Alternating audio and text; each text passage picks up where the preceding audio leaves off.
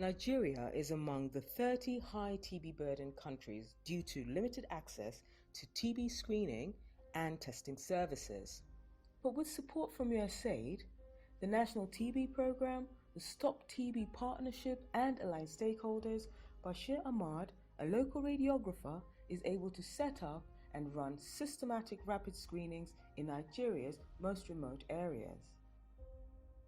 He is on the front line, saving lives, cycling to hard-to-reach communities using the ultra-portable digital X-ray system and computer-aided detection, or AI software. It's my responsibility to take the examination in terms of position the patient. Then we'll collect his samples. CAT4TB is really helping because actually it can detect TB at early stage. That's the first one. And secondly, the heat map can show you the patches around the chest. If there's any patches, you'll see it with your eyes. It's my town, my community, my people. So it's a dream. So I want to give back to them by helping them or by doing this work. It's my passion. I want to follow my passion.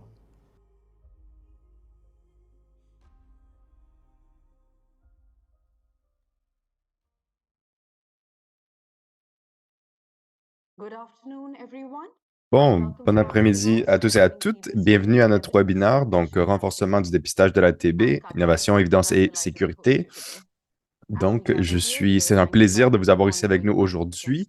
Donc, maintenant que vous êtes ici, on tient à vous rappeler de la bataille constante contre la tuberculose. On a repéré 10,6 millions de nouveaux cas de la tuberculose dans les dernières années avec 1,6 million de vies perdues. Cela étant dit, il y reste de l'espoir. Le Global Fund 2024, dans son rapport, a démontré l'impact positif des différentes technologies et des différentes innovations par rapport au traitement de la TB. Donc, cet effort priorise le dépistage et le ciblage des gens qui n'ont pas accès à ces soins. Donc, après avoir nous être rétablis suite aux dégâts du COVID, on est maintenant en mesure de prendre en charge ces nouveaux challenges. Donc, durant ce webinaire, mes différents partenaires ici, mes différents collègues vont partager différentes perspectives par rapport à tuberculose. On a aussi notre...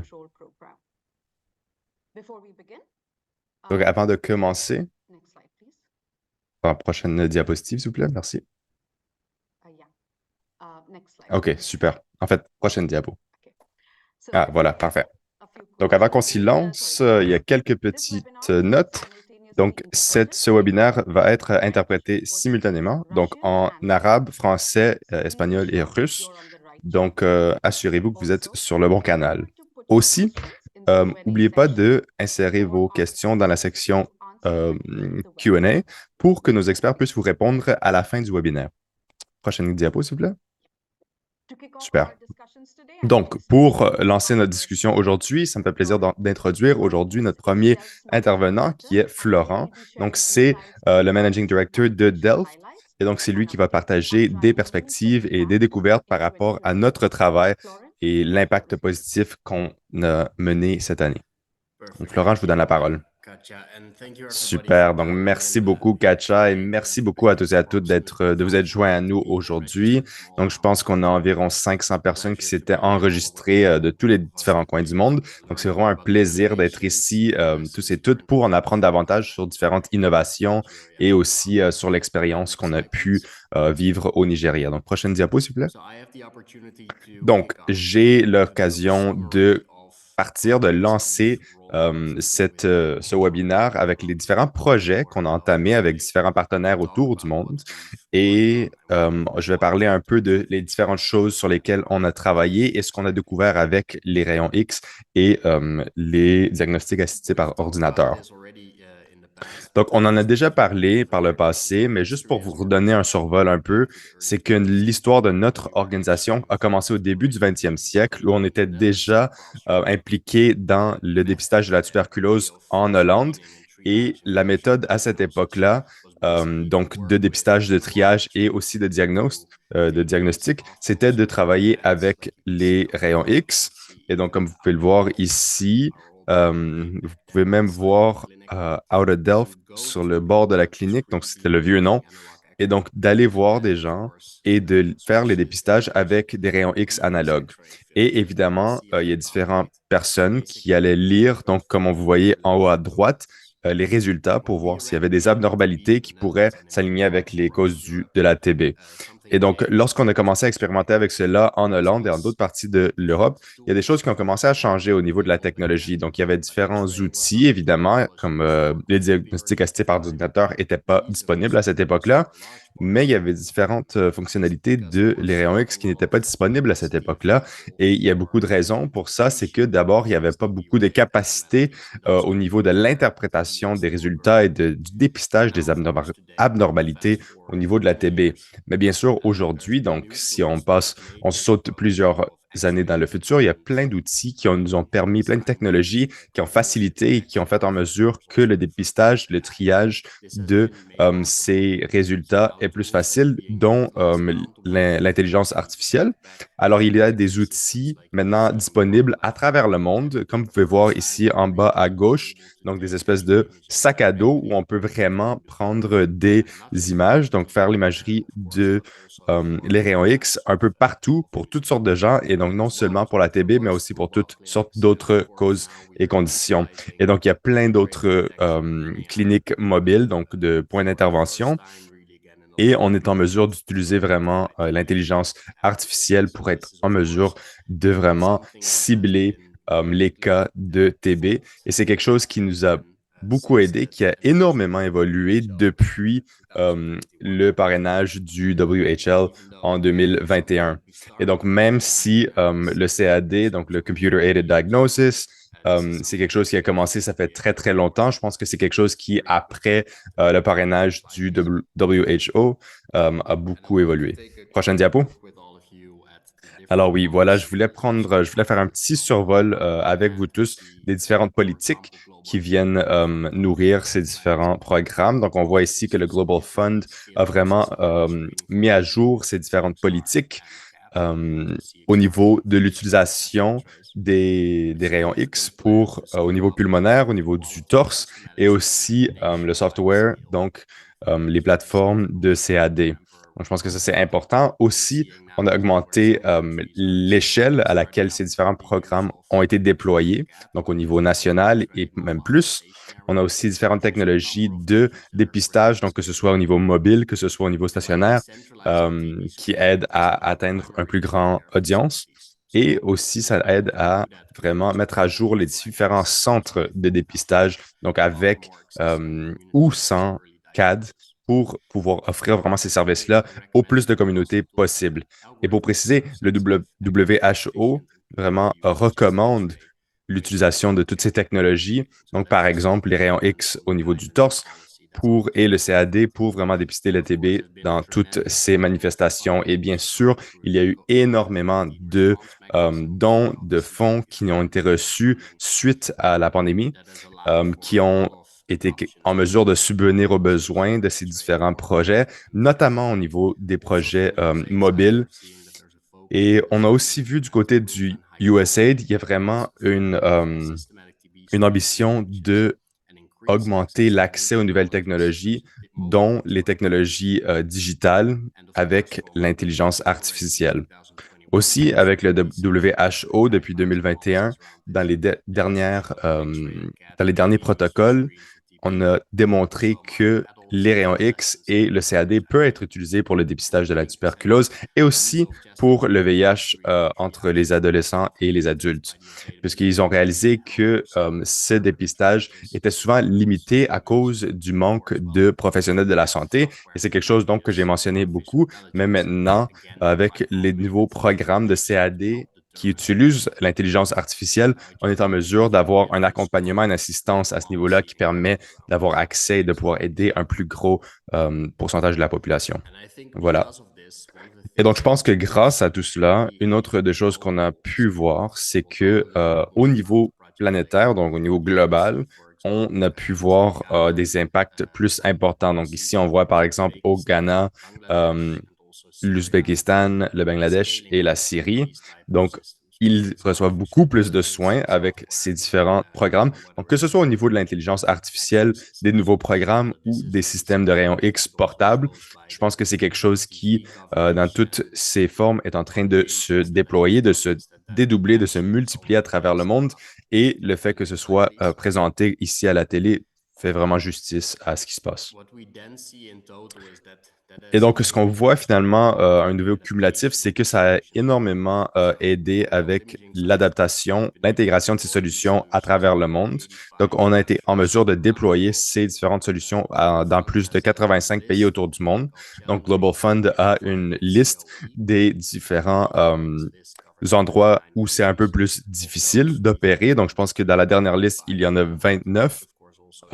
Et je pense que de cette liste-là, on a pu avoir des impacts dans plus de 25 de ces pays-là, donc comme le Yémen et différents pays en difficulté.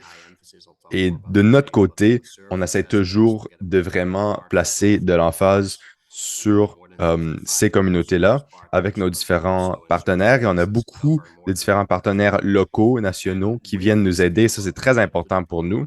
Et avec cette multiplication de nos services, on a été en mesure d'avoir plus de 2500 centres de santé qui ont été atteints par ces impacts-là et une plus grande capacité aussi au niveau du personnel de la santé. Okay. Et maintenant, c'est aussi pour cette raison-là qu'on a pu voir qu'il y a beaucoup de pays qui sont en train de dédoubler leurs efforts au niveau les rayons X, au niveau des diagnostics assistés par ordinateur. Et ce qui semble vraiment très favorable, ce sont les technologies mobiles. Donc, par exemple, les sacs à dos, où les gens peuvent vraiment porter ces différentes technologies-là à des communautés plutôt isolées. Et aussi, on fait souvent tout ça en collaboration avec le CAD. Donc, non seulement on utilise la technologie des rayons X, donc d'un point de vue du hardware, mais c'est lorsqu'on combine cette technologie-là avec les diagnostics assistés par ordinateur qui fait en sorte que des régions très lointaines du monde peuvent avoir accès à ces différentes possibilités. Et donc, si on revisite ici ce à quoi ces différents programmes peuvent ressembler, on peut voir ici que c'est vraiment un processus qui est en train de se développer énormément. Donc, on a le CAD AI, on a le CAD 4TB, le programme qui a été déployé dans plus de 1400 sites à travers de plus de 75 pays. Et donc, on est très actif à travers le monde avec ces différents programmes d'intelligence artificielle. Et je pense qu'un des plus grands endroits qui est les plus affectés, c'est le Nigeria, mais aussi le Pakistan, où on travaille énormément avec différents actionnaires qui nous permettent de vraiment répandre les bienfaits de l'introduction de cette technologie-là. Lorsqu'on s'intéresse aux rayons X portables, donc comme le sac à dos que je mentionne depuis un moment, on en a installé plus de 700 dans plus de 40 pays. Donc ça, c'est un énorme développement puisque c'est quelque chose qu'on vient juste d'innover, de créer, qu'on a vraiment commencé à utiliser en 2018. Donc ça, c'est vraiment un développement très rapide. Donc surtout au Nigeria, où on a été en mesure d'en déployer plus de 200 à travers le pays. Et je pense que le docteur va en parler plus tard. Et comme je l'ai mentionné, il y a aussi plusieurs projets qui s'intéressent vraiment aux stations stationnaires. Donc, ici, on a vu des projets déployés dans plus de 350 facilités, institutions et centres dans 25 pays. Et je pense que ça, c'est quelque chose qui vient vraiment avoir un impact notable au niveau de l'infrastructure même. Parce que, par exemple, au Zimbabwe, on a installé 31 systèmes stationnaires. Au Ghana, on a pu en installer 52, en Mozambique, 54. Donc, partout, on est en mesure de vraiment d'installer ces facilités, ces stations qui sont là, qui avec l'aide de l'intelligence artificielle, sont en mesure de faire du dépistage qu'on n'aurait pas pu faire précédemment. Et donc, juste pour avoir un peu un sens de ce que cela représente et des différents partenaires avec lesquels on travaille. Donc, pour ceux qui ont peut-être manqué le dernier webinaire, c'est sur YouTube. Ils le sont tous. Pour ceux qui aimeraient les visiter plus tard. Mais en tout cas, il y aura d'autres intervenants, autant au niveau des partenaires qui déploient leurs services au niveau des pays, mais aussi des clients qui parlent de ce dont les différents projets peuvent avoir l'air. Et de notre côté, je pense que c'est toujours très important qu'on intègre toujours l'aspect rayon X et l'aspect CAD, donc l'aspect diagnostic assisté par ordinateur. Et donc, tout cet aspect ici est intégré en un. Donc, la livraison, la formation, l'installation, l'assistance, le support, tout ça, ça fait partie d'un même programme, d'un même package. Et donc, ce qu'on voit en ce moment, c'est qu'au niveau global, on est en train d'atteindre avec nos partenaires, avec nos distributeurs, nos fournisseurs, un pourcentage de livraison à l'heure de plus de 96%. Et donc, ça, c'est avec des temps qui sont aussi peu que 2, 3, 4 semaines. Et donc, des échéances assez restreintes. Et ensuite, il y a d'autres éléments dont on est très fier. Donc, les temps de résolution très rapides, la satisfaction des clients qui est très élevée grâce à tous nos différents bureaux, tous nos différents partenaires autour du monde. Prochaine diapo.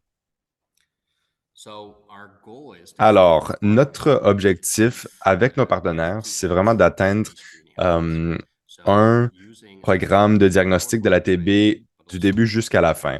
Donc, oui, de faire le dépistage avec les rayons X. Ensuite, aussi d'être en mesure de lire ces résultats-là à l'aide de l'intelligence artificielle et de l'ordinateur.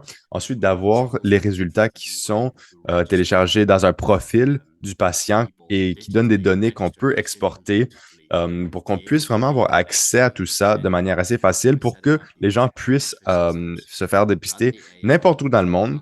Ensuite, avoir les résultats interprétés par l'IA pour que en quelques secondes, on peut avoir vraiment un bon sens de la présence de la tuberculose, être en mesure de ensuite rediriger les clients vers les soins de santé nécessaires, les professionnels de santé pertinents pour qu'ils puissent ensuite voir comment guérir, voir comment entamer un processus de convalescence.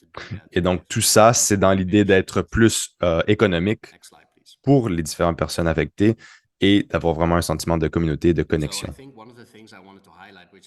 Et donc, je pense qu'une des choses que j'aimerais et que je voulais souligner ici, c'est qu'on a parlé beaucoup de les rayons X, de l'intelligence artificielle, mais qu'est-ce qui arrive lorsqu'on est en mesure de tout combiner ça? Et je voulais vous montrer ici un cas précis qui s'est déroulé au Ouganda, où on a vu que les différentes cliniques à travers le pays avaient les différentes technologies pour le dépistage, mais ont été accompagnées avec la technologie de dépistage assistée par ordinateur et donc par l'IA. Et ici, pour la première fois, on a été en mesure de faire le lien entre les résultats avec l'intelligence artificielle et le diagnostic initial qui a été fourni par les rayons X, ce qui fait en sorte qu'on est en mesure de donner vraiment des perspectives uniques, très précises, au niveau même de différents sites, des différentes régions, et d'avoir vraiment un sens de ce que cela veut dire au niveau des différentes données qu'on a, au niveau systémique. Et grâce à ces données-là, on est en mesure d'avoir vraiment un bon survol, et je pense qu'on le voit de plus en plus. Au Nigeria, on commence à faire cela. Et je pense que ça, c'est très important, c'est très intéressant de voir ce qu'on est en mesure de faire ensemble avec nos partenaires, si on est en mesure de lier l'intelligence artificielle avec ces plateformes de diagnostic pour vraiment se rapprocher de le contrôle et le dépistage de la TB en temps réel. Et donc, j'aimerais juste parler un peu plus, avant de passer au prochain intervenant, de différentes informations qui est disponible, parce que je pense qu'il y a beaucoup de pays qui sont plus ou moins habitués avec les soins au niveau de rayons X portables. Et pour d'autres pays, ça peut être très nouveau. Et donc, on a voulu créer une plateforme où on peut en apprendre davantage et on peut lire sur les différentes perspectives. Et donc, c'est une plateforme très transparente, donc sur notre site que vous pouvez voir dans la bulle bleue au centre. Et ici, vous pouvez cliquer, appuyer sur n'importe quel pays dans le monde pour voir quelles initiatives ont été déployées dans ce pays-là, juste pour avoir une transparence totale, pour que vous puissiez savoir, bon, qui est là, qu'est-ce qui a été fait, quelles sortes de projets ont été déployés et quels en ont été les résultats.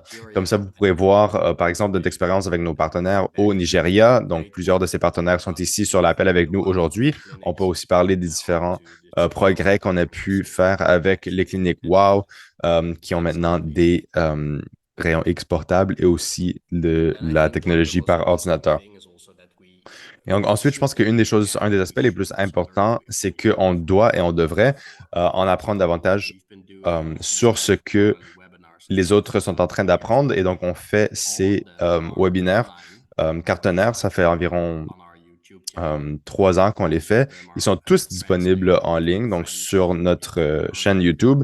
Ils sont presque tous traduits en français, en espagnol, en russe, en arabe. Et ils partagent plusieurs de nos différents partenaires, des différents organismes des ONG qui travaillent quotidiennement avec les solutions qui ont été proposées par nos initiatives. Et donc, si vous avez un projet spécifique en Amérique latine, par exemple, ou un dépistage dans le cadre d'une prison, ou quel que soit le programme que vous êtes en train d'entamer dans le cadre de votre pays, je recommande fortement que vous regardez ce qui a été fait au niveau global pour qu'on puisse en apprendre davantage de notre expérience. Et finalement, encore une fois, même idée, sur notre site, vous pouvez trouver toute cette information, mais on essaie de vraiment créer une bibliothèque de toutes les informations qu'on a pu avoir. Et donc, il y a une liste ici qui est disponible avec plus de 100 publications concernant la tuberculose, le dépistage de la tuberculose et aussi l'utilisation des diagnostics assistés par ordinateur. Aussi dans d'autres choses comme la silicose, et d'autres protocoles et d'autres politiques par rapport à l'utilisation de l'AIA, donc du WHO et de différents organismes internationaux. Et donc, si vous voulez vous mettre à jour, voir ce que sont les politiques qui sont mises en place par ces différents actionnaires, vous pouvez jeter un coup d'œil ici. Et sur ce, je vais mettre fin à mon partage et je vais donner la parole à mes collègues et j'espère que vous profitez bien de ce webinaire. Merci beaucoup. OK, merci beaucoup, Florent. Et donc, prochain, j'aimerais introduire le professeur Emperor, donc le Global Fund Grant Program Management Unit Team Lead. Donc, c'est vraiment celui qui gère les bourses et les programmes de bourse et de financement au niveau du Global Fund. Et c'est lui qui va nous parler aujourd'hui de l'intégration de l'intelligence artificielle dans le cadre des rayons X et le dépistage du TB au Nigeria. Donc, bonjour à tous et à toutes. Merci de m'avoir invité ici aujourd'hui. Donc, comme mentionné, mon nom, c'est Emperor. Je travaille au sein de vraiment les initiatives pour le dépistage de la TB au Nigeria. Je vais parler un peu aussi de comment on utilise les rayons X dans ce pays pour savoir comment on utilise ces différentes technologies dans nos interventions par rapport à la tuberculose. Donc, prochaine diapo. OK. Donc, vous devez savoir que le Nigeria est parmi les 6, c'est le 6e pays plus affecté et on a le plus de cas de TB au monde.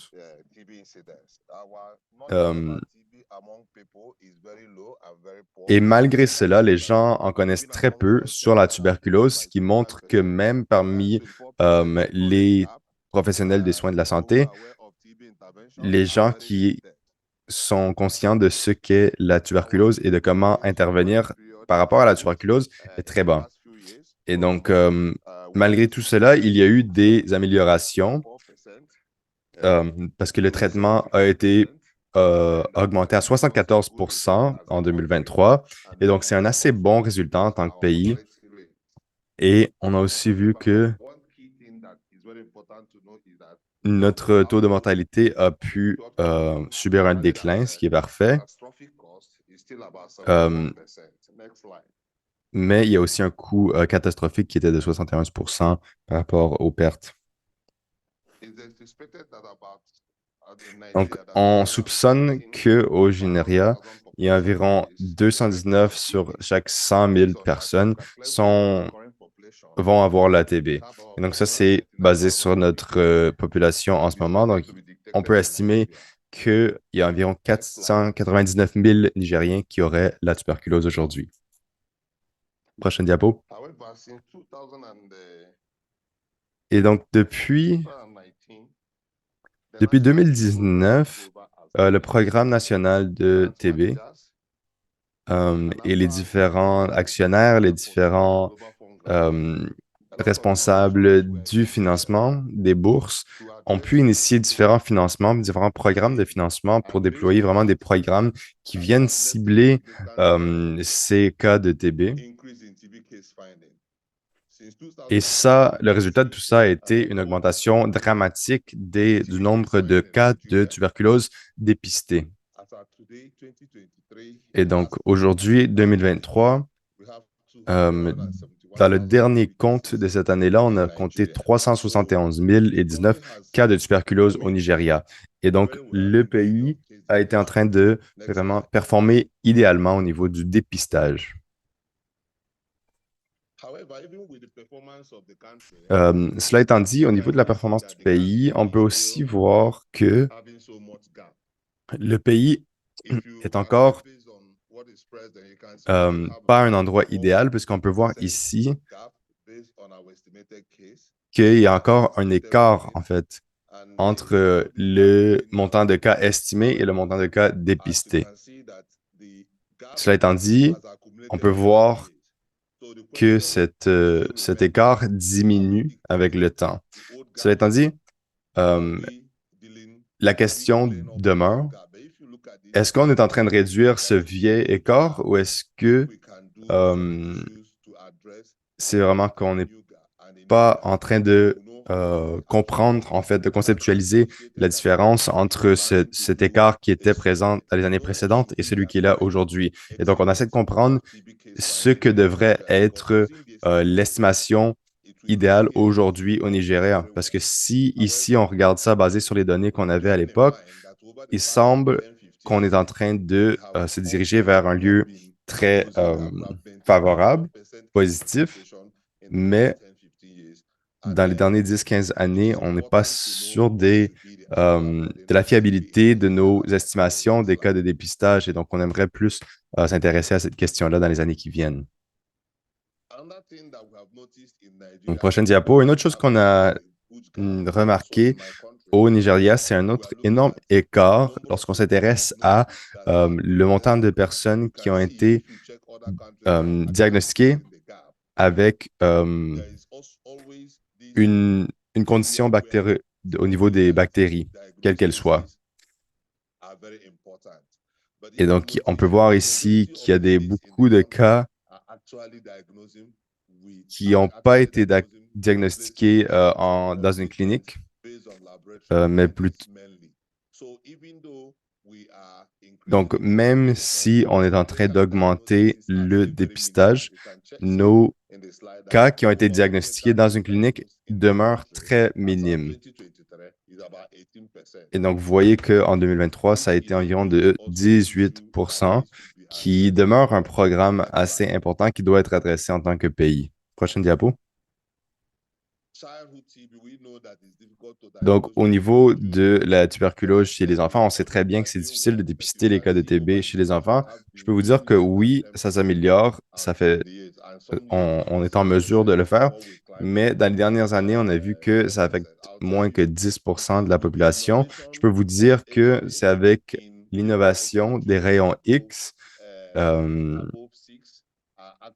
et les enfants qui ont plus que 6 ans.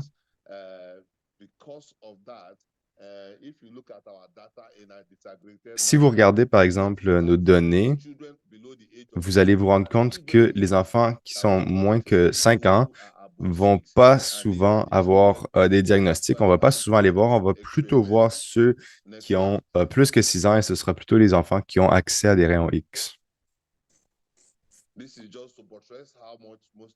Et donc ça ici, c'est juste pour vous montrer rapidement comment les différents États se comportent.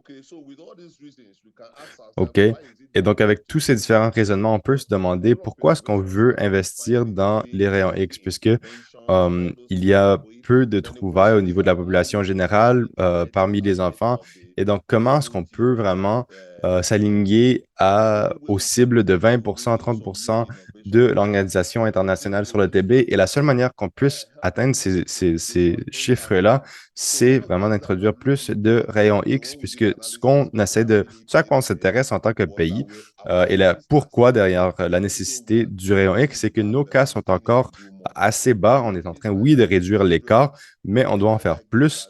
Il y a peu de trouvailles, peu de dépistage parmi la population en général, peu de dépistage parmi les enfants. On a peu de diagnostics dans le cadre des centres de santé, des cliniques, puisque lorsqu'on a observé nos données, on a vu que dans les premiers survols, donc les premiers sondages qu'on a faits il y a environ 12 ans, on a vu que tous les cas de TB qu'on identifiait étaient dépistés à travers les rayons X. Donc ça, c'était le cas dans ce sondage-là, donc à l'époque. Et donc, même si les gens n'ont pas des symptômes cliniques tels qu'on peut les attendre, on était en mesure de les identifier et de faire des dépistages avec les rayons X. Et comme ça, plusieurs cas ont été trouvés durant ce sondage-là. Et donc, si on est en mesure de trouver les cas de tuberculose tôt et de réduire la transmission dans la communauté, il faut commencer à faire le dépistage très tôt au milieu de notre communauté et de notre population en général.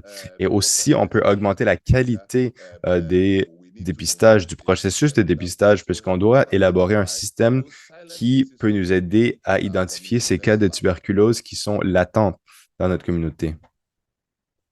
Prochaine diapo. Donc, une des initiatives qui a été déployée ici au Nigeria, donc si vous voyez la première présentation, ça, c'est une intervention assez bien connue et c'était appelé Wellness on Wheel, donc le bien-être sur roue. Et pourquoi on l'a appelé Wellness on Wheel? C'était vraiment le premier camion qui était produit avec l'imagerie Delft et avec des systèmes solaires et avec une capacité diagnostique qui était capable de répondre aux besoins de la communauté. Donc ça, c'était quelque chose qui a été initié par USAID en 2017 et ce camion était donc introduit. Et c'était le premier rayon X qu'on a reçu dans le pays qui avait aussi le CAD 4TB intégré dans ses programmes, ce qui nous a vraiment beaucoup aidé à savoir quoi faire avec les données, avec les résultats des dépistages. Et donc ça, c'était vraiment un camion, un événement très important. On a ensuite été en mesure, durant l'époque de la pandémie, d'avoir 5 véhicules, 5 camions additionnels, donc dans la région de Lagos, pour avoir plus d'interventions.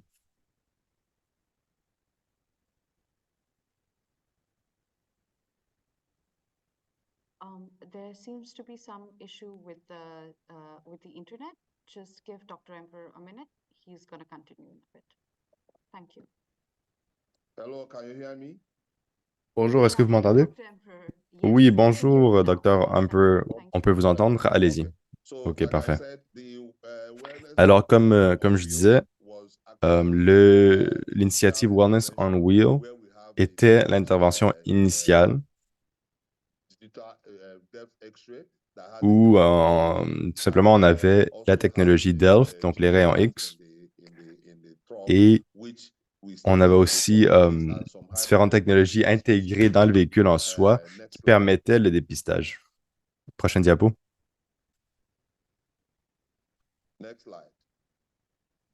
Prochaine diapo. OK. Et donc, à partir de cette phase-là, cette intervention-là, on était très heureux d'annoncer que On a maintenant une nouvelle technologie, donc une technologie de dépistage portable qui peut être utilisée et l'USAID aussi a été en mesure de procurer ces technologies-là et de nous aider avec ce projet.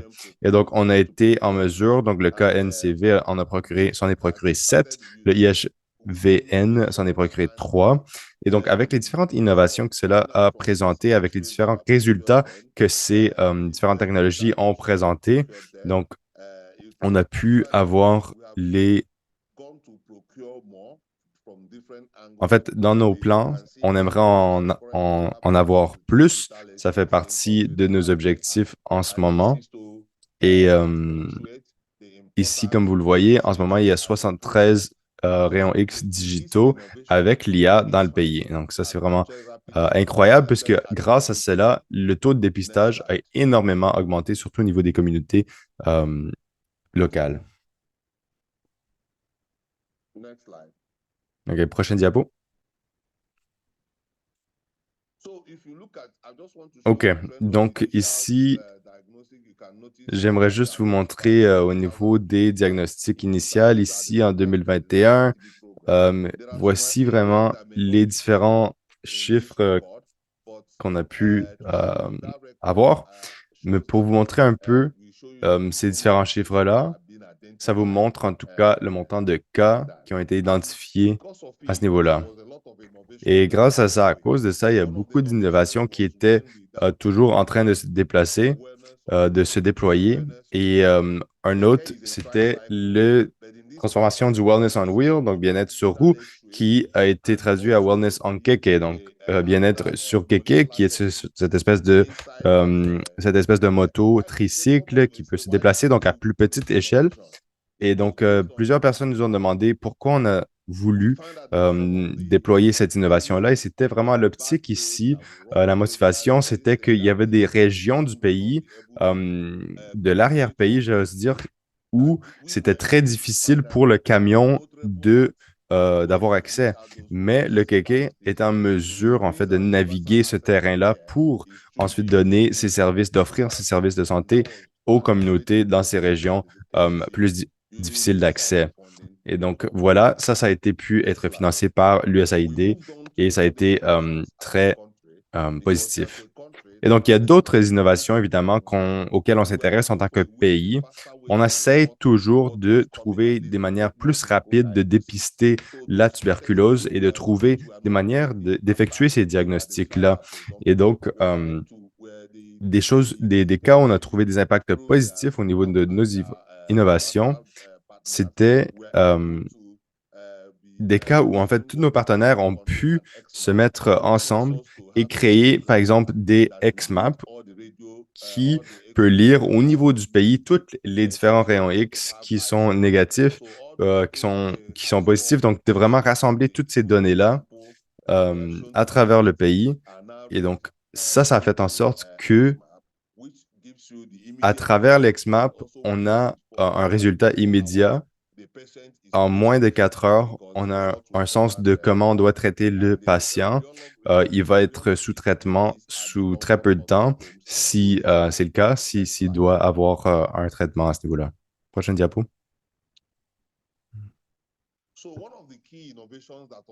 Alors, une des innovations clés qui a été déployée et qui a beaucoup changé l'histoire dans le secteur privé, c'était la possibilité de s'attaquer à d'autres maladies comme le processus cardiovasculaire. Et donc ça, c'était une intervention qu'on a vue dans un des États qui va être présentée durant la conférence de l'Union cette année. Et une chose très excitante, c'est que cette clinique, ce TVX, c'est vraiment maintenant quelque chose qui peut être intégré avec tous les autres services médicaux qui sont déjà en place. Et donc, parfois, ce qu'on peut voir, c'est que durant cette discussion d'intégration, on peut aussi mentionner le fait que c'est très intéressant comme manière de vendre les deux, puisque ici, on ne va pas parler seulement de la TB, mais on peut aussi identifier d'autres maladies, puisque comme qu'on voit ici, c'est que toutes ces différentes conditions qui peuvent être identifiées, par exemple, si on identifie toutes ces différentes conditions-là, euh, on peut envoyer une personne à un hôpital où il peut avoir accès à des soins si c'est pas la TB qui est dépistée. Prochaine diapo. Prochaine diapo. Allô, prochaine diapo. OK. Donc, par rapport à notre expérience, on a aussi un service d'intégration et de livraison qui est là, qui est en place pour l'implémentation de nos différentes structures, de nos différentes technologies qui sont introduites. On a aussi un service de gestion pour vraiment s'assurer que tous les systèmes à travers le pays sont en ordre. On a aussi un système où on vient vraiment réseauter, donc faire le lien avec tous les systèmes de support dans le pays pour s'assurer que tout est en place, que tout est à jour, que tout est fonctionnel. Et donc, on ne doit pas nécessairement appeler toujours le bureau principal pour que un problème soit résolu. On a tout un réseau à ce moment-là. On a aussi l'intégration, donc l'engagement de tous les actionnaires. Et tout ça, ça fait en sorte que il y a plus de 317 rayons X portables de plus qui sont intégrés avec l'IA. Et donc ça va être quelque chose qui va énormément changer et avoir un impact positif sur le dépistage dans notre pays. Prochaine diapo. OK, donc merci beaucoup. Et donc, je pense que vous le savez déjà, la chose la plus importante, c'est que le Nigeria est en train de se déplacer vers une direction où on sera un des pays les plus importants utilisateurs des technologies de rayons X portables et ça a eu des résultats très positifs déjà. On a déjà pu voir que les technologies Delft, les rayons X de Delft et notamment les rayons X portables vont être extrêmement utiles pour le système de manière globale et qui pourront aussi être utiles pour le dépistage de d'autres conditions à travers le pays. Donc, on espère qu'avec ces technologies-là, on va être en mesure d'atteindre nos objectifs pour 2023-2024 et aussi d'atteindre les chiffres nécessaires pour les plans pour le futur, puisque je pense qu'au Nigeria, on doit vraiment contrôler la TB pour ensuite le faire à travers toute l'Afrique. Merci beaucoup. Merci beaucoup, Dr. Empereur. Donc, les efforts du Nigeria dans l'utilisation de technologies, d'outils novateurs a été vraiment, est clairement quelque chose de très, très inspirant, inspirationnel. Et donc, prochaine diapo, s'il vous plaît. Donc, sur ce, j'aimerais inviter mon collègue, donc Sassan, qui est celui en charge des rayons X chez l'imagerie Delft. Et aujourd'hui, il va nous parler un peu de les différents updates, donc les dernières nouvelles par rapport aux technologies de l'IA.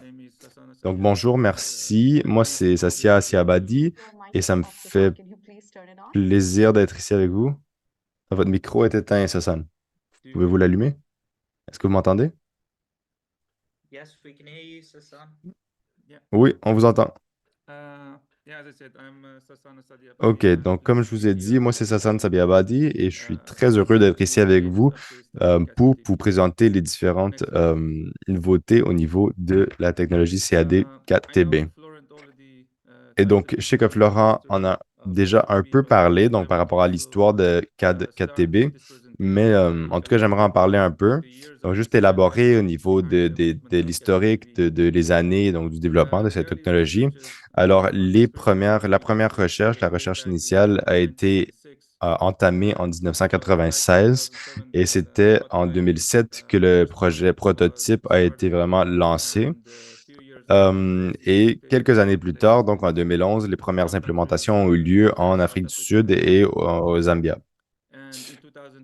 Et ce qu'on a vu, c'est qu'en 2015, lorsque le CAD4TB a eu la marque CE et que c'était la première technologie CAD sur le marché, et donc il y a eu plusieurs jalons qui ont été atteints durant le développement. Donc en 2018, par exemple, on a atteint 1 million de cas de dépistage qui étaient évidemment soulignés par la BBC. En 2021, le WHO qui a vraiment promu le CAD pour le dépistage de la TB et donc ça a pu aider plusieurs personnes à travers le monde grâce aux 700 installations dans plus de 60 pays. Aujourd'hui, en 2024, on est plus fiers que jamais d'être un des algorithmes les plus performants pour le dépistage de la TB sur le marché et qu'on a pu vraiment intégrer nos solutions dans plus de 75 pays, ce qui a eu un impact sur plus de 32 millions de vies à travers le monde et notamment dans les pays euh, plus appauvris.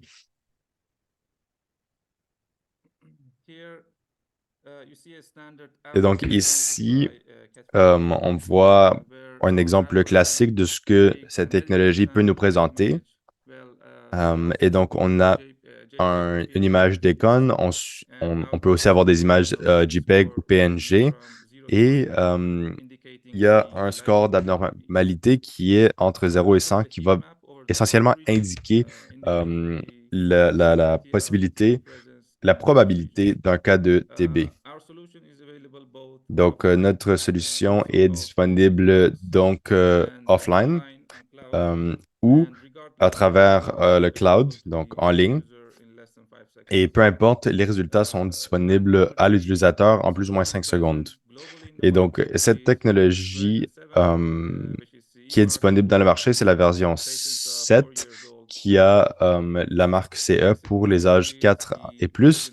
Ensuite, ce qui s'en vient, c'est vraiment la version 8 de notre produit qui est dans ses dernières phases de développement et qui va être approuvé bientôt. Et donc, notre focus principal est le dépistage de la TB, mais on essaie aussi d'étendre son champ d'application pour d'autres abnormalités. Et donc, notre priorité, c'est vraiment la pertinence au niveau clinique et les cas d'utilisation dans les pays visés et vraiment ce qu'on ressent que les patients ce dont ils pourraient bénéficier. Et donc, on a vraiment ici, dans cette version, des abnormalités plus générales au niveau du torse, au niveau pulmonaire, pour trouver d'autres conditions qui se rattachent ici au poumon. On a aussi un ratio cardiothoracique qui est inclus. Prochaine diapo. Et donc, ici encore, j'aimerais juste souligner toutes les différentes publications que KTB qui s'intéressent justement à ça. Donc, ici, vous voyez des publications cliniques depuis vraiment plusieurs années maintenant, où on voit que ça performe mieux que les lectures humaines et ça rencontre les standards du WHO. Prochaine diapo. Et donc, CAD4TB, c'est pas seulement quelque chose à propos de l'intelligence artificielle, c'est beaucoup plus que ça, parce que ici, on s'intéresse beaucoup au workflow. Donc, du moment qu'on a l'enregistrement du patient, jusque le dépistage des symptômes, jusque l'information générale, les données sur les symptômes, le test qui vient confirmer tout ça. Donc, c'est vraiment quelque chose d'extrêmement user-friendly, donc très convivial, qui permet aux différents utilisateurs de naviguer ces systèmes-là et de voir des données, d'avoir des perspectives statistiques par rapport à tout ce dépistage-là et ce programme-là. Et donc, sentez-vous complètement libre de venir explorer les différentes fonctionnalités possibles avec le CAD4TB, la plateforme CAD4TB sur notre site. Prochaine diapo. Et donc, voici comment, essentiellement, l'utilisateur va voir le rapport à la fin. Donc, après que le rayon X va être effectué, il va voir ceci. Donc, pour chaque patient, l'utilisateur peut voir le profil du patient avec toute l'information qui se rapporte à cet individu-là, tout ce qui va être souligné par l'IA, les scores d'abnormalité, la map de chaleur et le ratio cardio-thoracique. Et il y a aussi un rapport où on va voir le résultat au niveau de l'IA par rapport au dépistage de la TB et d'autres abnormalités. La plateforme a aussi un menu de dépistage d'autres symptômes qui est personnalisable. Et donc ici, on voit aussi qu'il y a une fonction optionnelle pour l'intégration de différents résultats par rapport au dépistage génétique. OK. Et donc, la plateforme 440B a plusieurs autres fonctionnalités. Donc, juste pour faire un petit survol, il y a l'enregistrement du patient. On supporte évidemment plusieurs langues, je pense plus que 10 langues. On a aussi il y a le Dynamic Threshold Setting, donc pour vraiment la mise en place dans des cliniques. Et pour être mise en place dans des sites où il y a l'Internet qui est disponible, ça nous permet de vraiment synchroniser les données, de télécharger des données aussi, ce qui fait en sorte que ça rend tout le processus plus convivial. Et ils ont aussi toujours un accès au helpdesk, donc au support, qui peut venir en aide aux gens lorsqu'ils sont en train d'utiliser cette technologie-là. Et vous voyez qu'il y a aussi un survol, un bilan statistique de tous les patients qui ont été dépistés, qui peut être catégorisé par âge, par genre, pour avoir une idée de ce dépistage à grande échelle. Donc, prochaine diapo. Et donc, lorsqu'il n'y a pas d'Internet, on est en mesure de fournir les boîtes de 440B. Et donc, c'est vrai que les endroits où il y aura un accès à l'Internet, il y aura plus de possibilités pour vraiment la connectivité et l'intégration des données. On va en parler ici dans cette diapo. Et donc, ici, on peut voir donc un setup général. On peut voir la connectivité, les options d'intégration de notre solution. Et donc, tout demeure offline. Donc, dès le moment de l'acquisition digitale, qui est contrôlée depuis le portable, depuis le laptop. Et donc, toute l'analyse, tout ça, c'est fait avec la boîte. On peut accéder à la plateforme sur une tablette, sur tout ça, et on peut aussi voir les résultats et ensuite exporter les données. Mais si l'Internet est disponible, on a des solutions où on peut téléverser ces différentes données sur un cloud, donc sur un serveur local ou vers d'autres sites où l'Internet est disponible. Donc ici, je parle bien sûr de l'accès seulement par des utilisateurs autorisés. Et on reconnaît évidemment que dans certains pays, il y a des lois plus strictes par rapport au stockage des données des clients sur un cloud. Et c'est pour ça que nous fournissons aussi des serveurs qui sont spécifiquement dans le cadre des pays, donc qui ne sont pas nécessairement internationales, universelles, mais vraiment au niveau d'un pays. Ensuite, les différentes données peuvent être renvoyées au 440B, donc à la plateforme 440B, où ils peuvent transférer à d'autres plateformes aussi avec les résultats 440B. Prochaine diapo, s'il vous plaît. OK. Et donc, finalement, on a intégré 440B dans le CXDI laptop, donc cette technologie. Et donc, ça, c'est dans le cas où la boîte n'est pas nécessaire. Ici, le patient peut avoir une visibilité des résultats du 440B sans l'utilisation de la boîte. Donc, tout se passe sur un laptop. Donc, par exemple, l'utilisateur peut capturer un rayon X, donc une image d'un rayon X. Ici, on a accès à tout ça directement sur un laptop. On offre un code QR et tout ça peut être utilisé pour transférer les données à d'autres plateformes. Prochaine diapo. OK. Et donc, voilà, pour faire un peu un survol, au niveau de l'implémentation, 440B AI produit des résultats, donc un rapport en moins de 5 secondes, ce qui est absolument crucial pour le dépistage de grosses populations. Nos solutions sont extrêmement implémentées à travers le monde, ce qui crée un rapport de confiance parmi nos consommateurs. On est aussi, on offre beaucoup de mises à jour qui est tout inclus dans le programme. Donc ça fait en sorte que c'est vraiment toujours en train de se développer. On a aussi des différents protocoles qu'on soumet pour vraiment comment utiliser cette technologie au niveau optimal, maximal. Et nos solutions sont vraiment intégrées sans faille à plusieurs solutions externes comme les solutions de sac à dos à d'autres bases de données de santé. Et on a aussi plusieurs supports. On est en mesure aussi de fournir du support au point d'intervention grâce à l'aide de certains de nos partenaires. On a aussi des programmes de formation et d'installation, donc du support à ces niveaux-là.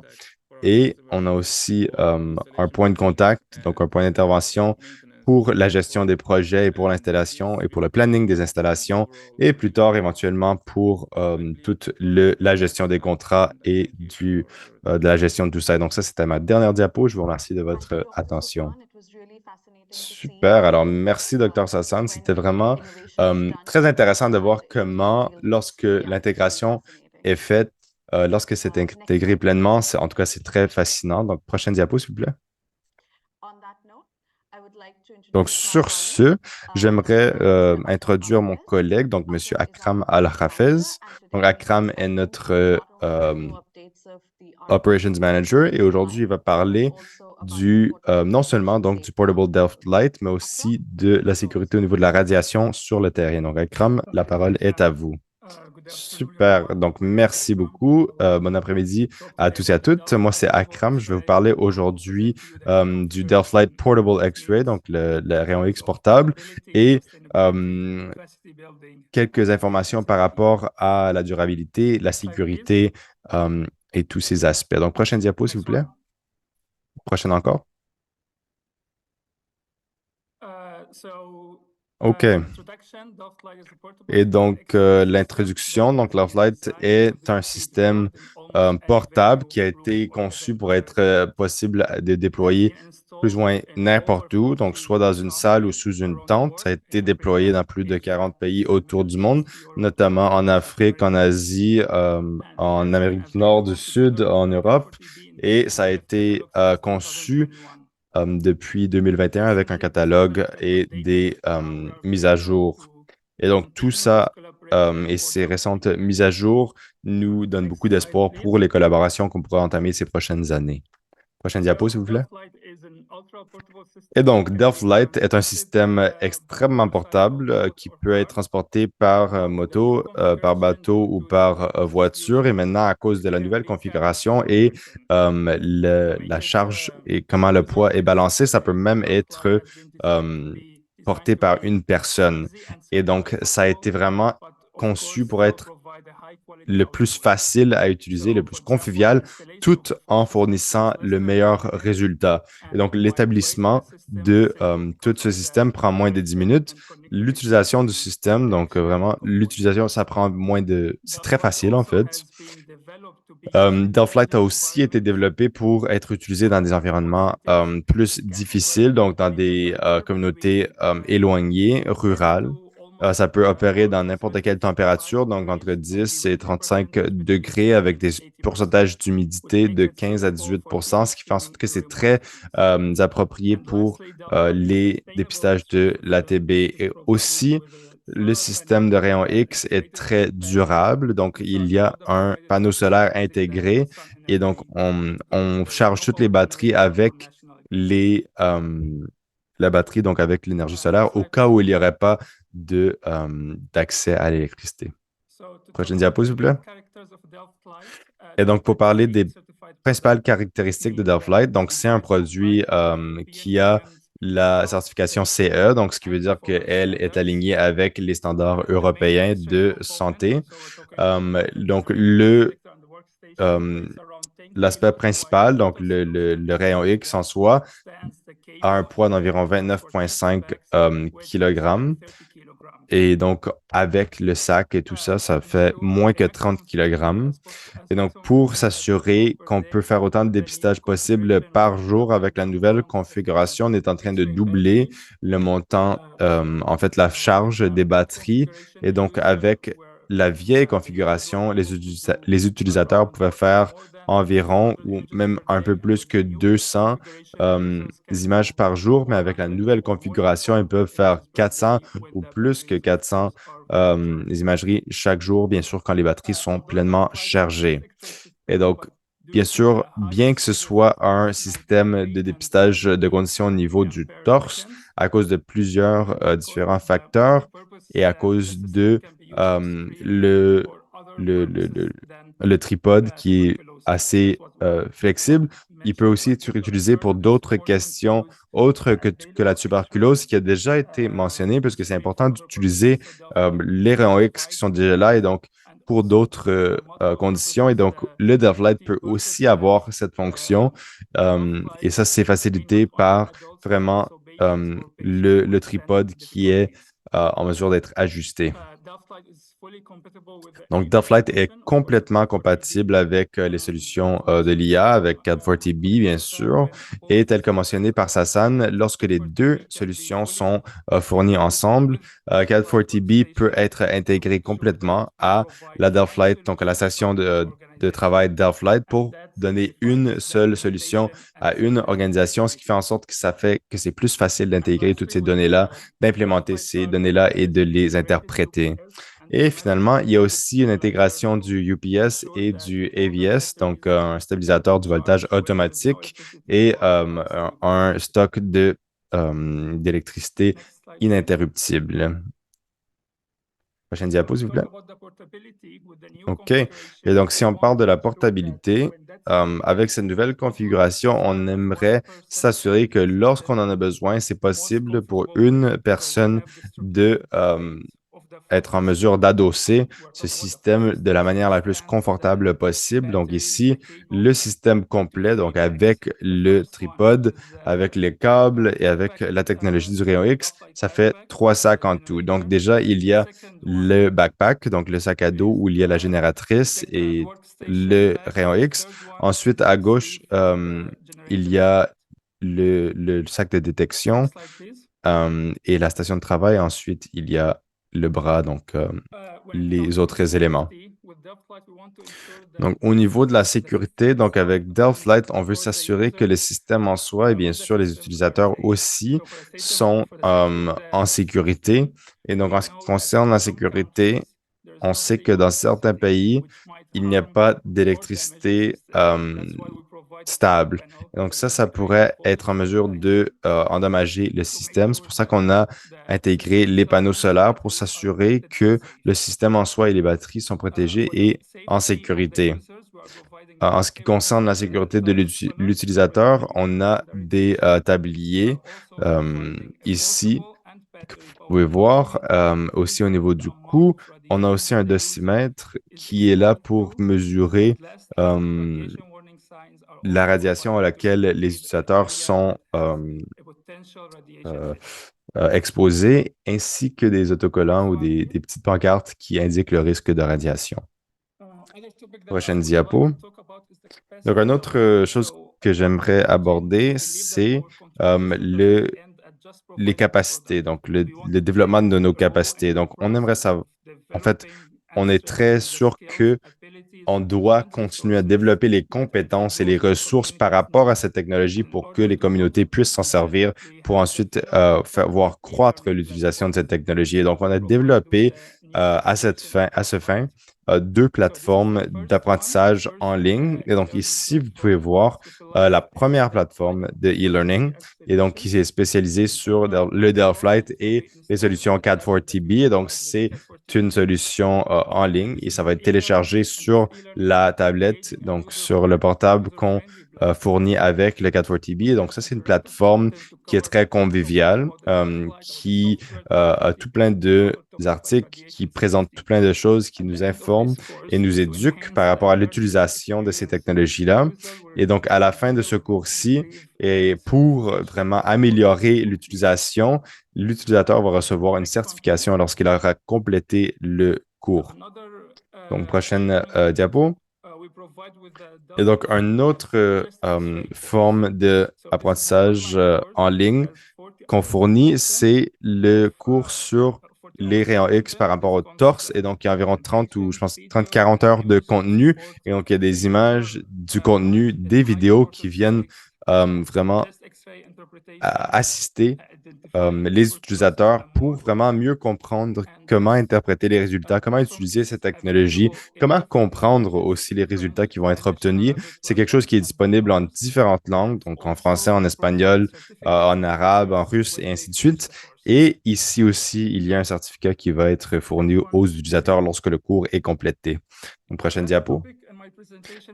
Et donc, le dernier sujet de ma présentation, c'est la sécurité par rapport à la radiation. Et j'aimerais parler d'une étude qui a été faite très récemment dans le cadre des recherches indépendantes avec l'université en Hollande. Et cette étude montre que les systèmes de rayons X portables qui sont utilisés pour la TB dans des environnements donc ruraux, des endroits où il y a un accès limité aux ressources. En bref, ça montre qu'il y a certains challenges, certains obstacles qui sont présents à cause des différentes réglementations, des différentes régulations qui sont visées au système mobile ou stationnaire. Et donc, c'est très important de développer des protocoles par rapport à l'utilisation de ces technologies-là, donc ces technologies mobiles, pour s'assurer qu'on élimine ou qu'on réduise les risques à la santé. Donc, prochaine diapo. Et donc, en pratique, la radiation est visée aux patients et le dégât est le moins possible. Et donc, ça, c'est le principe ALARA, donc le moins que raisonnablement atteignable, donc le moins que possible. Et donc, dans le dépistage de la TB, le risque pour la patiente d'exposition, c'est qu'il peut avoir, en fait, de la radiation qui, en fait, déborde. Et donc, ce ne sera pas aussi intense, ce ne sera pas aussi négatif, mais il y a néanmoins ces rayons qui sont un facteur. Prochaine diapo.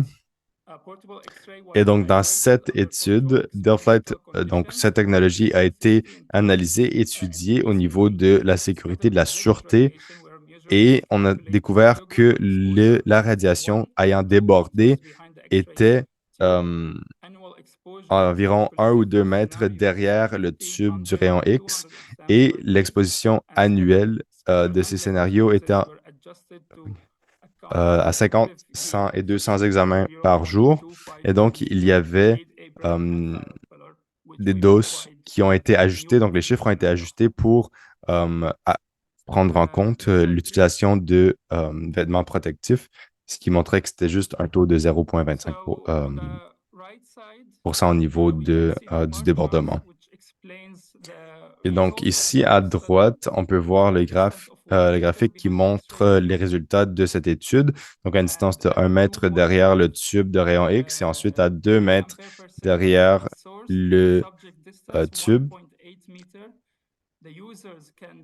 Et donc, les utilisateurs est en mesure de faire environ 50 expositions par jour sans tablier et à plus de plusieurs centaines avec l'utilisation du tablier. Et donc, bref, on voit que sans ce tablier protectif, les gens peuvent faire environ 100 dépistages par jour, tandis qu'avec ce tablier protectif, on peut en faire plus de 400. Et donc, pour conclure cette étude, on voit que c'est très recommandé, fortement recommandé, on devrait réduire le temps qu'on passe dans le champ de rayons X. Donc, si on ne doit pas être là, on devrait ne pas y être. On voit que entre 1 mètre et 2 mètres, il y a une réduction de plus de 60% de l'exposition à la radiation. Et ensuite, dans les prochaines technologies qu'on est en train de développer, on va essayer d'avoir une fonctionnalité qui permet d'être encore plus loin de la technologie pour minimiser l'impact de cette exposition aux rayons X. Et donc, pour conclure, en suivant les différentes recommandations qu'on vient juste de mentionner, donc vraiment de maximiser la distance, utiliser cet équipement protecteur, tout ça peut faire en sorte qu'on est bien sous la dose annuelle de radiation, même si on le fait 200 fois par jour, 5 jours semaine. Prochaine diapo. OK, oui. Donc ça, c'était ma présentation. Je vous remercie énormément de votre attention et je redonne la parole à ma collègue Katia. OK, super. Merci beaucoup, Akram. C'était très, très intéressant, cette présentation. Et donc, dernière présentation. Prochaine diapo. Voilà. Et donc, la dernière intervenante, c'est Elsa Swinkles, et c'est une ingénieure de Deep Learning chez l'imagerie Delft. Et elle va nous parler vraiment de la détection assistée par l'IA d'abnormalités au niveau pulmonaire. OK, merci beaucoup. Et donc, j'aimerais en effet vous parler de plusieurs choses sur lesquelles on travaille depuis les dernières années. Donc, on est vraiment en train de détecter, de dépister les abnormalités au niveau pulmonaire avec l'IA, donc surtout au niveau des ultrasons au point d'intervention. Désolé, j'ai des petits problèmes au niveau des slides. Et donc, on pense que ça peut vraiment être une solution assez importante au niveau de le dépistage de différentes maladies, de différentes conditions au niveau des torses, au niveau pulmonaire, dont la tuberculose. Donc, pourquoi est-ce qu'on utiliserait l'échographie si on a déjà les rayons X? Donc, ici, on va vous présenter ici quelques aspects. Donc, est-ce qu'on peut, s'il vous plaît, passer à la prochaine diapo? OK, parfait. Et donc, le premier aspect, donc l'avantage, c'est que l'échographie, c'est très portable. Donc, bien sûr que oui, les rayons X, on a vu qu'il y a d'énormes effets, il y a des énormes efforts qui ont été déployés pour le rendre plus portable, mais l'échographie, c'est vraiment portable. On peut le porter dans notre main. C'est plus économique, il n'y a pas de radiation. Ça peut être utilisé sur des patients alités. Ça donne des résultats très rapides. Il n'y a pas besoin d'avoir du crachat. Et c'est une infrastructure très, très simple.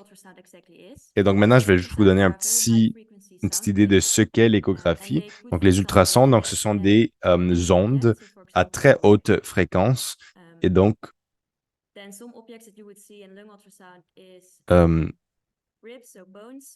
ici, on peut voir que ces différentes ondes sonores vont en fait être émis derrière et à travers le corps. Et donc, il va y avoir beaucoup d'air ici. Donc, vous allez voir ici des lignes horizontales dans vos images d'échographie. Et on a aussi le fluide, donc qui est noir, et le tissu, donc le soft tissue. Ça, c'est plutôt gris. Donc, par exemple, ici, on peut voir qu'il y a beaucoup de lignes, donc les A-lines, on les appelle comme ça, donc les lignes horizontales, on les voit aussi dans la ligne, dans l'image plus bas. Et donc ça, c'est causé par la réfraction de la lumière, ou plutôt des ondes sonores par l'air, par différents aspects du corps, ce qui crée différentes lignes horizontales dans l'image finale. Super, merci. Et donc, dans cette image de l'ultrason, de l'échographie, on peut voir donc les côtes. On peut voir, il y en a deux ici dans cette image. Ensuite, il y a la ligne pleurale ici entre les deux côtes. Ensuite, il y a les A-lines, donc les lignes A qui sont entre les lignes des côtes. Et en tout cas, il y a évidemment des problèmes, des difficultés par rapport à l'utilisation de l'échographie, donc de l'ultrason. Il y a beaucoup d'air, par exemple, dans nos poumons, qui fait en sorte que c'est difficile de voir les symptômes qui sont là. Ça dépend aussi beaucoup des artefacts. Donc, on ne regarde pas nécessairement les structures pulmonaires, mais les artefacts. Il y a aussi un champ de vision assez limité. Donc, plutôt que de faire plusieurs rayons X, il faut utiliser plusieurs échographies. Et il y a beaucoup de dépendance sur la personne qui opère la technologie. Donc, prochaine diapo. Et donc, pour proprement interpréter les résultats, ça demande quand même un bon montant d'expérience qui n'est pas nécessairement très répondu ni. Et donc ici à gauche, on peut voir une lecture assez normale, une échographie normale. On peut voir ici les lignes, les côtes. Et à droite, on voit une vidéo anormale, donc on voit pas une ligne pleurale continue, on voit une ligne pleurale discontinue, ce qui veut dire qu'il y a une certaine consolidation. Et dans la deuxième vidéo à droite, donc prochaine diapo. Donc ici, vous pouvez voir une grosse infusion de la ligne pleurale qui est noire. Donc prochaine diapo. Et donc, pour surmonter ces défis-là, je pense qu'on pense qu'un protocole standardisé peut être implémenté et qui pourrait être agréé par l'intelligence artificielle aussi. Mon prochain diapo. Et donc, à ces fins, on a conçu une application mobile et cette application intègre ce protocole donc standard qui peut être utilisé offline grâce à cette application qui peut donner des résultats hors ligne en quelques minutes. Et quelqu'un qui est assez débutant dans ses utilisations de l'échographie peut utiliser ce programme et ensuite voir, grâce à ces différentes lectures, ce qui se passe vraiment au niveau des conditions du patient. Il va avoir essentiellement un score de la probabilité d'abnormalité au niveau pulmonaire. Une prochaine diapo. Et donc, oui, ici, alors, on a déjà créé un modèle qui détecte la normalité versus l'abnormalité basé sur d'autres modèles de l'échographie. Donc, la personne responsable de l'échographie va être formée pour vraiment interpréter ces résultats-là. Et à gauche, donc, on peut voir ici la courbe, la ROC. Donc, pour ceux qui ne savent pas ce que c'est, ça montre un peu à quel point le modèle est en mesure d'interpréter les anormalités à différents taux. Et donc, la ligne orange montre un dépistage un peu aléatoire et la ligne bleue montre vraiment le dépistage avec ce modèle. Et donc, le plus que ça se développe, le mieux cette ligne-là, le plus fidèle elle sera. Et donc, ensuite, on voit ici le montant de fois où le modèle propose qu'il y a une normalité lorsqu'il n'y en a pas vraiment, et ensuite le montant de fois où il les identifie correctement.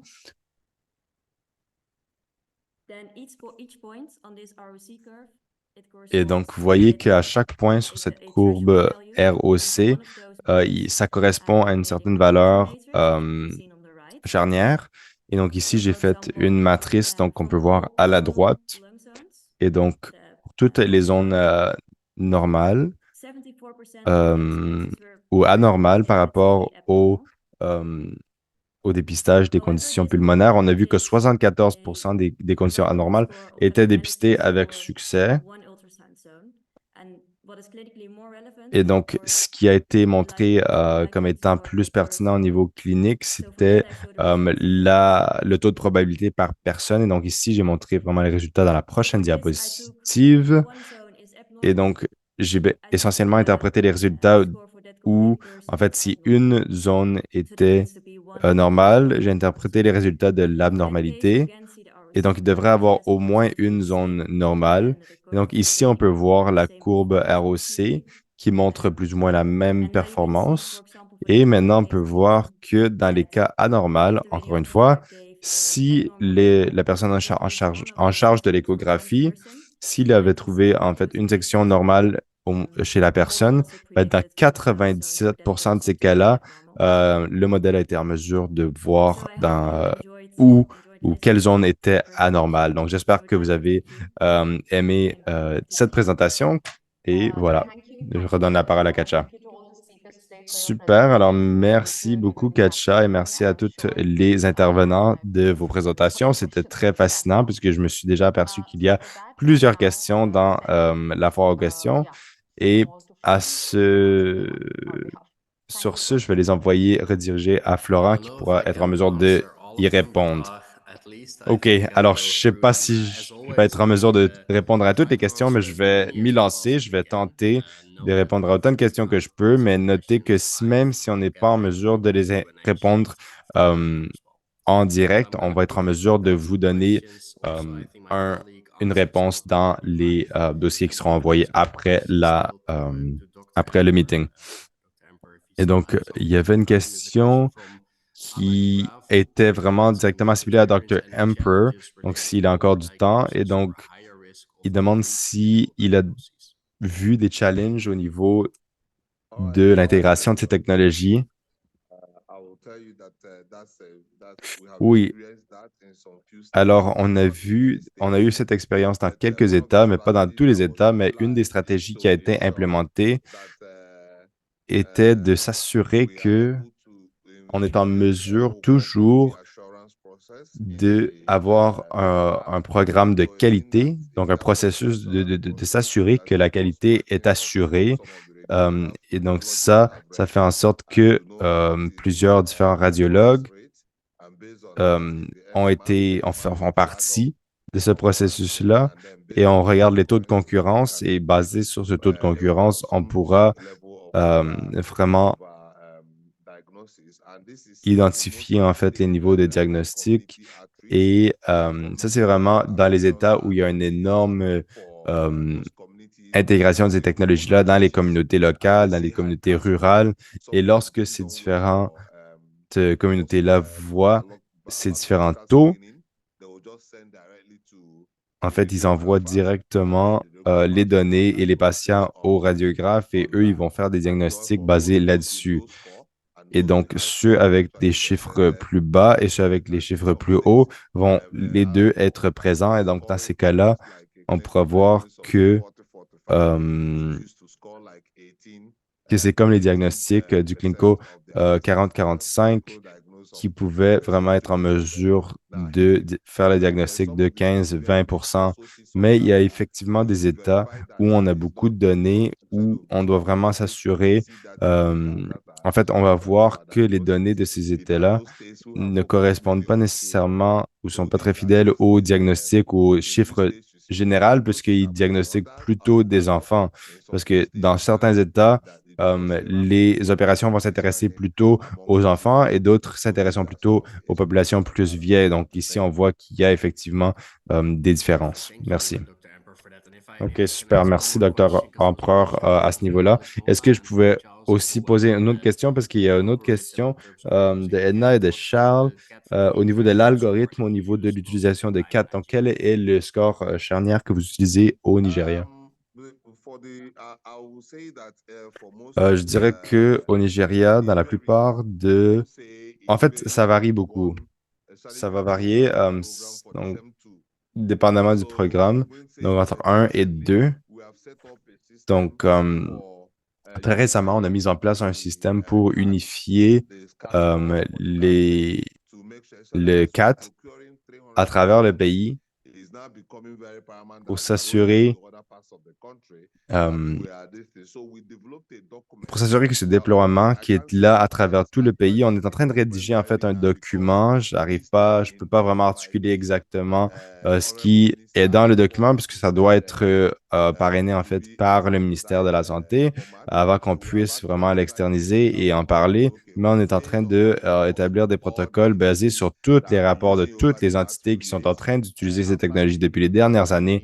Après une réunion qui a eu lieu à Haïda ou en Indonésie ou dans un de ces pays-là où ils ont fait ces expériences-là, on en est revenu, on a vu que la seule manière qu'on peut faire ça, c'est d'avoir une cible, donc un chiffre qu'on vise qui est uniforme et on sait que c'est pas toutes les différentes communautés, pas tous les différents milieux vont avoir les mêmes chiffres parce que le chiffre de la génération, la population générale va être très différent des chiffres locaux. Et même que lorsque les gens vont avoir, ou les différentes communautés vont avoir des chiffres assez réguliers, on va quand même essayer de vraiment cumuler tous les différents scores pour s'assurer qu'on n'est pas en mesure de saturer en fait cette structure. Et voilà, merci.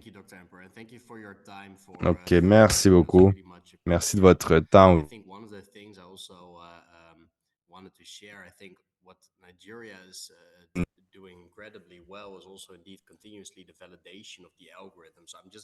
Et donc, une des choses que vous faites très bien, c'est que vous validez en fait les algorithmes. Je vais aussi mettre un lien ici dans le chat. Il y avait en fait une étude qui a été faite au Nigeria qui étudiait les thresholds, donc à travers le pays. Donc, par exemple, un threshold, un chiffre charnière de 60 était parfait pour le sud, mais dans le nord, c'était plutôt 6. Donc, c'est vraiment un article ici qui est présent dans le chat. On le partagera avec vous plus tard aussi. Mais je pense que c'est très intéressant de voir à quel point le Nigeria a été en mesure d'atteindre certains seuils. Et donc, ici, on a une autre question. Quelle est la solution la plus économique au niveau des cliniques mobiles et au niveau de l'implémentation des rayons X et quelles autres solutions peuvent être attendues au niveau de ces technologies-là par le futur? Donc, ça va dépendre, selon moi, beaucoup de la manière selon laquelle ces cliniques mobiles seront implémentées. Je pense qu'une des choses principales qu'on doit reconnaître, c'est que les systèmes sont en effet très différents. Donc, ce qu'on voit en ce moment, tel que on l'a présenté, on a le Dell Flight avec 2 batteries. On peut faire 400 dépistages par jour, ce qui est un montant incroyable, mais je crois quand même qu'une clinique mobile qui a une possibilité d'établir un laboratoire ou même d'avoir des gens, donc des professionnels qui travaillent là, je pense que ça, c'est vraiment quelque chose qui doit être espéré, attendu pour les endroits où il y aura des populations plus importantes qui vont vouloir s'intéresser à ce dépistage. Et donc, ces technologies vont ensuite passer au niveau de l'hôpital et d'avoir en fait un réseau de soins. Mais je pense qu'au niveau de la communauté, on doit vraiment savoir que s'intéresser au fait qu'on doit avoir, bon, des soins très ciblés aux populations qu'on traite. Au niveau des innovations, j'espère que mes collègues ont été en mesure de partager plusieurs de ces choses-là.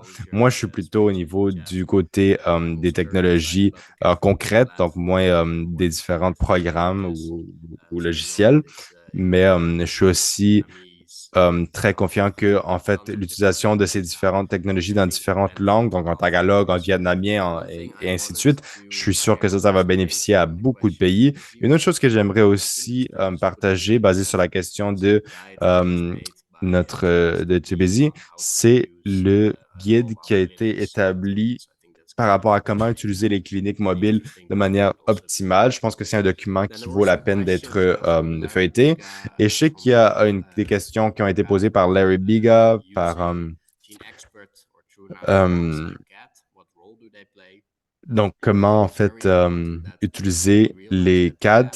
Et je pense que c'est très important et avec les rayons X en général, c'est vraiment l'intention, c'est de faire un dépistage. C'est pas nécessairement là pour faire le diagnostic euh, en soi. Et donc, il doit vraiment avoir un suivi avec une confirmation de la diagnostic. Et donc, une autre chose que j'aimerais aussi mettre dans le chat, c'est une étude qui a été menée au Pakistan avec CAD4TB6, donc une version un peu plus vieille que celle qu'on utilise en ce moment, qui démontrait néanmoins que lorsqu'on utilise CAD4TB, versus ne pas l'utiliser, en utilisant ce logiciel-là, ils étaient en mesure de analyser plus de 2,5 fois plus de personnes avec un coût réduit. Donc, je pense que lorsqu'on passe à l'aspect économique, c'est aussi un aspect intéressant sur lequel on peut se pencher. Il y a aussi Michael qui avait posé la question de est-ce que maintenant on utilise les rayons X pour le traitement TB? Et si oui, comment est-ce qu'on fait le suivi de la progression clinique et qu'est-ce qu'il faut faire au niveau du dépistage et de ce suivi-là?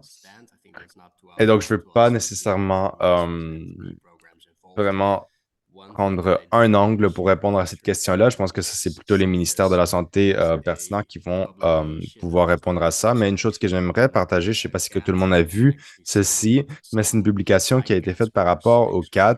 Et on a vu que plusieurs CAT scores élevés ont été démontrés négatifs plus tard, mais ça a démontré en tout cas qu'on peut certainement continuer à optimiser, à utiliser CAT encore un peu plus. Et donc, ça peut être intéressant de revisiter ces références-là.